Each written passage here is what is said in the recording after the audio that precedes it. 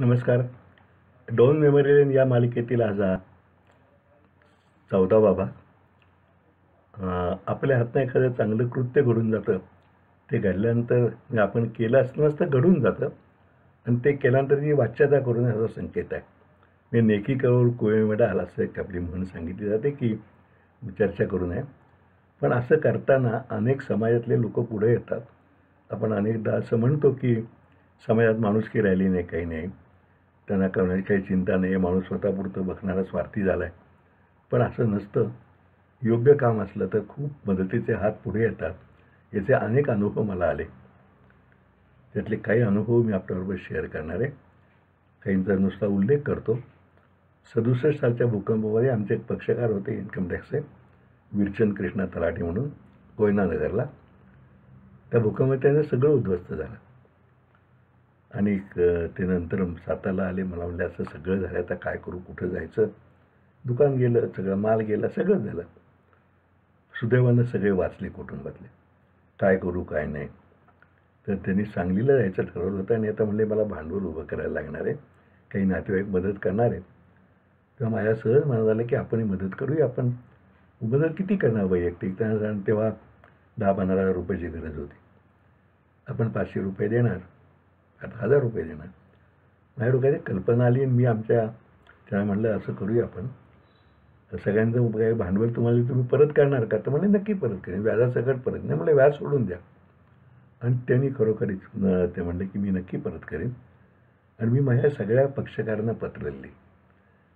तेव्हा 50 रुपये मोठी रक्कम होती. म्हणजे एका वेळेला 50 रुपये मोठे वाटायचे, पण गेले तर फार वाईट वाटणार असं. सगळ्या माझ्या पक्षकारांना पत्र आहे, जवळजवळ 300-400 लोकांना, की असं असे आपले एक सहकारी व्यापारी असं नुकसान झाले आणि आपण सगळ्यांनी मिळून त्यांना मदत करायचं ठरवलं.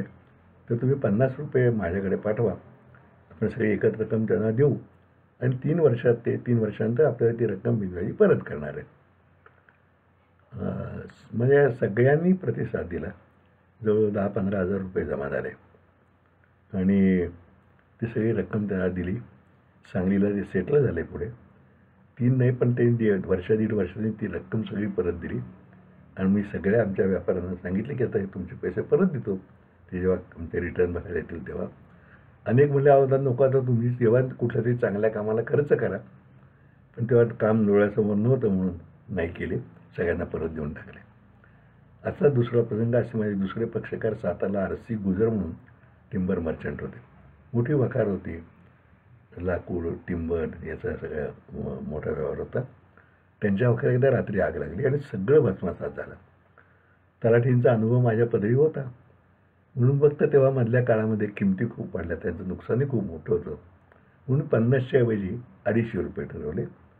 तेव्हाही खूप रक्कम जमा झाली. RC गुजर पण उभे राहिले आणि त्यांनी सगळी रक्कम अशी परत केली. ती मी सगळ्या आमच्या पक्षकारांना परत करून टाकली. मी माणसं आपणहून यायला तयार असतात पुढे.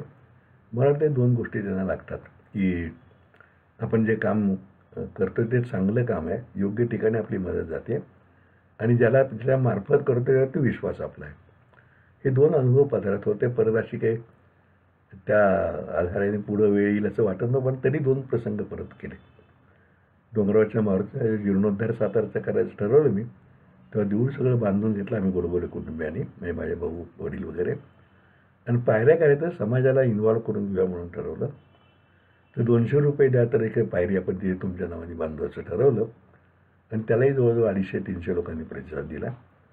आम्हाला सांगायला आनंद वाटतं की पंडित भीमसेन जोशी आणि कुमार गंधर्व दोघांनी 250 रुपये पाठवून दिले, 200 रुपये. असाच प्रयोग परत मी नंतर एकदा समर्थ सदनमध्ये बैठकीवर सुरुवातीला सगळे कार्यक्रम चालायचे. पुढे लक्षात आलं की लोकांना बसायला त्रास होतो खाली मांडी घालून, म्हणून लोखंडी खुर्च्या घ्यायचं ठरवलं आणि असे आवाहन केलं. तेव्हाही जवळ 200 खुर्च्यांचे पैसे गोळा झाले. ते अगदी अलीकडे एक 2.5-3 वर्षापूर्वी आपल्याला आठवत असेल, महाबळेश्वरला त्या पलीकडच्या घाटात म्हणजे कोकणातून महाबळेश्वरला येताना घाटात एक बस दापोली कृषी विद्यापीठाची कोसळली. त्यामध्ये जवळजवळ 30 माणसं जागेवरती मृत्यू पावली आणि ते मृतदेह दरीतनं खाली काढायचे. तर त्याकरता पेपरमध्ये जी बातमी आली ती की महाबळेश्वर ट्रेकर्स आणि सह्याद्री ट्रेकर्स या 2 ग्रुपच्या तरुणांनी अतिशय ते मोलाचं काम केलं आणि त्या सगळ्यांच्या डेड बॉडीज वर काढल्या. एक जण वाचले ते त्यांनाही वर काढलं. हे सगळं बघितल्यानंतर मग माझ्या मनात कुतूहल निर्माण झालं की ट्रेकर्स म्हणजे कोण मुलं आहे की आपला जीव धोक्यात घालून ही सगळी कामं करतायत. कुठल्याही स्वार्थ त्यामध्ये नाही. आणि त्यांना सामान लागत असणार, दोर, रॅपलिंग वगैरे म्हणतात, त्या पूर्ण मला माहिती नव्हती. म्हणून मी महाबळेश्वरचे माझे परिचित मित्रच म्हणतो, तरुण मित्र, पत्रकार संजय दस्तुरेंना फोन केला की संजय, अरे कोण मुलं आहे ती, एवढं जीव तोडून काम करतायत, परिस्थिती कशी आहे, काय आहे त्यांची, काही मदत पाहिजे का त्यांना. माझ्या मनाला आपल्या ट्रस्टमधून आपण एक काहीतरी 2-4 हजार रुपये त्या मुलांना देऊया, खाऊला दिल्यासारखे, कारण आता या वयात नाही, ह्याच्या तरुणच मुलं ना. तर त्यांनी मला माहिती सांगितली. 2 ग्रुप्स आहेत, एक सह्याद्री ट्रेकर्स, संजय ढेबे त्याचे मुख्य, आणि दुसरा महाबळेश्वर ट्रेकर्स, अनिल केळगण त्याचे मुख्य. दोन्ही ग्रुप्समध्ये 10-15 मुलं आहेत. आणि ही सगळी महाबळेश्वरला किरकोळ उद्योग करणारी आहेत. कोणाचा पेपरचा स्टॉल आहे, कोणाचा काहीतरी टी स्टॉल आहे, कोणी शेतीच करत आहे. आणि ही सगळी लोकं, मी असं काही त्यांना प्रॉपर ट्रेनिंग वगैरे कुठं झालेलं नाही, पण असं काही झालं की ते घेऊन मदतीला सगळे धावतात. म्हणून अरे त्यांना लागणारे दोर वगैरे, ते म्हणे असंच काही काही लोक मदत करतात, त्याचं त्यांचं चालतं, कारण त्याला मग मी म्हणलं अरे आपण काहीतरी मदत करूया. माझ्या डोक्यात असं आहे. मग त्या दोन्ही मुलांशी बोललो मी, संजय ढेबेशी बोललो, आणखीन अनिल केळगणेशी बोललो. कारण असं आहे की आपण मदत करतो, त्यांनी स्वीकारायला पाहिजे ना. तर म्हणलं असं माझ्या मनात आहे आणि मी काही लोकांना आवाहन करणार आहे, तर तुम्हाला ते योग्य वाटतं आहे का. फक्त आम्ही तुम्हाला रोख काही पैसे देणार नाही, आम्ही वस्तू रूपात देऊ, तर तुम्हाला असं चालेल ना.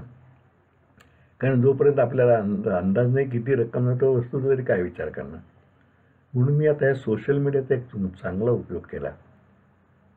पेपरला थोडंसं छोटी बातमी त्यांनी दिलीच, पण फेसबुकला टाकलं, ते अनेक लोकांनी शेअर केलं.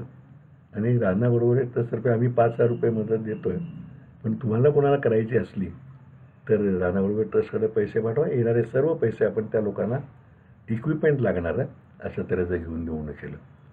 आपल्याला आश्चर्य वाटेल की पार वर्ध्यापासून मुंबईपर्यंत, मुंबई, ठाणे, कल्याण, पुणे, इथनं मलाही ज्या लोकांची ओळख नाही त्यांनी पैसे पाठवले. जवळजवळ 3 लाख रुपये गोळा झाले. मग ह्या मुलांना विचारलं काय काय पाहिजे तुम्हाला. त्यांनी सांगितलं काय काय त्यांना ते टिपिकल सामान असतं ना, दोर असतो, टॉर्चेस असतात, वॉकी टॉकी असतात, ते सगळ्याच्या लिस्ट केल्या. बरं, दोघा ग्रुपनं सामान द्यायचं ठरवलं होतं. मग ह्यांची मागणी वेगळी, त्यांची मागणी वेगळी. त्या डीलर्सला कॉन्टॅक्ट केलं. सुदैवानं आपल्या मनात चांगली इच्छा असली की आपोआप कॉन्टॅक्ट्समुळे जरा कोण ना कोणतरी भेटत राहतं. ती चौकशी केली, त्या वस्तू खरेदी केल्या. म्हणजे त्यांनाच पाठवलं खरेदीला, त्या डीलरशी कॉन्टॅक्ट करून पैसे डायरेक्ट चेकनी त्यांना दिले. आणि त्या सगळ्या वस्तू आल्यानंतर एक दिवस सातारला त्यांना बोलवलं. हे ज्या लोकांनी, जवळजवळ 110 लोक होते मदत करणारे, त्या लोकांनाही निमंत्रण पाठवलं. परगावच्या अर्थात आले नाहीत. सगळा हिशोब केला, काहीतरी 1,000-1,200 रुपये उरले ते कॅश. ते दोन्ही ग्रुपना निम्मे पैसे देऊन टाकले. चार्टर अकाउंटकडनं त्या सगळ्याचं ऑडिट केलं आणि त्या कार्यक्रमाचा वृत्तांत आणि तो ऑडिट रिपोर्ट हे सगळं ज्यांनी देणगी दिली त्या सगळ्यांना पाठवून दिले. फार समाधान त्याही लोकांना वाटलं की आपले पैसे योग्य ठिकाणी लागले. आणि त्यामध्ये एक महत्त्वाचं काय केलं, या लोकांना इन्शुरन्स नव्हतं, म्हणून त्यांना इन्शुरन्स काय करता येईल याची चौकशी केली. पुण्याला माझे एक मित्र आहेत वाकणकर म्हणून, ते इन्शुरन्स कन्सल्टन्सी करत, पुढे इन्शुरन्सचं कामही करायचे. त्यांना चौकशी केली, यांचं ॲक्सिडेंट इन्शुरन्स वगैरे काय करता येईल का, कारण हा धोकादायक खेळ समजला जातो ना, अरे काय ट्रेकिंग फिकिंग हे सगळं. मग त्यांनी कंपनीशी चर्चा करून ठरवलं की हे हौस म्हणून करत नाही आहेत, मदत म्हणून करायची म्हणून करतात. कंपनीनं मान्य केलं. आणि या दोन्ही ग्रुपच्या जवळजवळ सगळे म्हणून काहीतरी 40-42 लोक होते. त्या लोकांचं आम्ही 3 वर्षाचं, आधी 1 वर्षाचं कार्य ठरवलं होतं. पण इन्शुरन्स कंपनी म्हणजे पुण्याची जी नॅशनल इन्शुरन्स कंपनी होती ती, त्या कर्मचाऱ्यांनी या वाकणकरांनी पुढाकार घेतला. तिथले एक्स कर्मचारी आणखी करंट कर्मचारी यांनी 1 वर्षाचा प्रीमियम भरला. आम्ही 2 वर्षाचे प्रीमियम गोळा केले आणि तेव्हाच पूर्ण ॲडव्हान्स प्रीमियम भरून 3 वर्षाचं त्यांचं पूर्ण ॲक्सिडेंट इन्शुरन्स, लाईफ कवर, शिवाय 20-25 दिवस हॉस्पिटलमध्ये असलं तोही सगळा खर्च याच्यात कव्हर केलं. असं एक उत्तम काम पार पडलं. या सगळ्या लोकांना बोलवलं, एक सुरेख सन्मानपत्र छोटंसं तयार केलं आणि तिथे रवींद्र झुटी म्हणून आर्टिस्ट आहेत, तिने ते अगदी ॲट कॉस्ट दिलं. त्या प्रत्येकाला छोटं सन्मानपत्र चांगल्या सोनेरी याच्यावर त्याचं लाकडी त्या फ्रेममध्ये करून दिलं आणि सत्कार केला. खूप एक आपल्याला पुण्य केलं समाजाला. आणि ह्या सगळ्या लोकांची परत जोड लागलो, ज्यांनी देणग्या दिल्या त्यांचे परत फार दिवाळी ग्रीटिंगवर त्यांना पाठवली. फायदा असा झाला की मागच्या वर्षी लॉकडाऊन लागण्याच्या आधी, म्हणजे नोव्हेंबर-डिसेंबर असेल, नोव्हेंबर-डिसेंबर 19, 2000 सांगलीला डॉक्टर शिंदे म्हणून एक आहे, ते संवेदना शुश्रूषा केंद्र म्हणून चालवतात. अनेकदा आपल्या घरी ज्येष्ठ माणूस असतो, पण तेही शुश्रूषा आपण करणं शक्य नसतं, कारण 80 वर्षाचा 90 वर्षाचा माणूसला ती मुलंही 60-62 वर्षाची असतात. त्या शुश्रूषा करता येणं शक्य होत नाही. तर अशा वेळेला त्या वृद्धांच्या करता म्हणून, म्हणजे रुग्ण वृद्धांच्या करता एक त्या शुश्रूषा केंद्र चालू होतं. ते त्यांची माहिती वेळी ते सातारा आले ते आमच्या एका कार्यक्रमाला, तेव्हा ती माहिती मिळाली. तर अशीच मदत आपण त्यांना करू असं ठरलं. पूर्वीचा सगळा अनुभव होता त्याप्रमाणे या सगळ्या लोकांना पत्र पाठवली, शिवाय सोशल मीडियावर टाकलं. असे 2-2.25 लाख रुपये जमा झाले. आणि त्यांना जे इक्विपमेंट पाहिजे होतं, म्हणजे त्यांना पाहिजे होते की एक मोठा वॉटर फिल्टर, नंतर त्याचबरोबर एक वॉशिंग मशीन मोठं, काही बेड्स पाहिजे होते 2, एक अलमारी पाहिजे होती. हे सगळं आम्ही त्या इक्विपमेंट दिलं. त्यांचा फायर इन्शुरन्स करायला होतं, ते फायर इन्शुरन्स 1 वर्षाचं करून दिलं, ऑडिट वगैरे करून घेऊन. आणि तो कार्यक्रम ते म्हटले तुम्ही एकदा सगळे या. मग त्याही त्यांचा जो स्टाफ आहे, ते दोघं डॉक्टर पती पत्नी मदत करणारे, आणखीन 2 डॉक्टर, आणि त्याच्याजवळ 12-13 लोकांचा स्टाफ आहे. आता हे पूर्वीचं सगळं आपल्याकडे गणित होतं ना, त्यामुळे त्यांच्याकरताही सन्मानपत्र त्यांची नावं यादी बघून तयार केली. आणि ते सगळं आमचं मागच्या वर्षी एप्रिलमध्ये तिथं जायचं आणि त्यांना ते हवाली करायचं, म्हणजे त्यांना गुलाबाचं फूल देऊन त्या सगळ्या स्टाफचाही सत्कार करायचा आम्ही ठरवलं. डॉक्टर दत्तप्रसाद दाभोळकर माझे मित्र आहेत, त्यांनी याचं खूप कौतुक केलं. ते आणि मी जायचं असं ठरवलं. पण एकदम लॉकडाऊन सुरू झाला, आज ना उद्या असं जातात, अजून आमचं जाणं झालं नाही. ती सन्मानपत्र सगळी तयार माझ्याकडे आहेत. मी डॉक्टरांमध्ये विचारलं की डॉक्टर तुम्ही इतकं उत्तम काम करताय, तर ही पाठवून देऊ का आता? ते म्हणजे तसं मग तुम्ही याल तेव्हा ते आपण देऊ स्टाफला. आणि त्यांना सांगितल्या लोकांनी खूप सहकार्य केलं. त्या सगळ्या दिल्या स्टाफला आम्ही जे सांगितलं त्यावर ॲपरन्स दिले सगळ्यांना. सांगलीचे एक ज्येष्ठ पत्रकार आहेत गणेश जोशी म्हणून, त्यांनी त्यात मदत केली.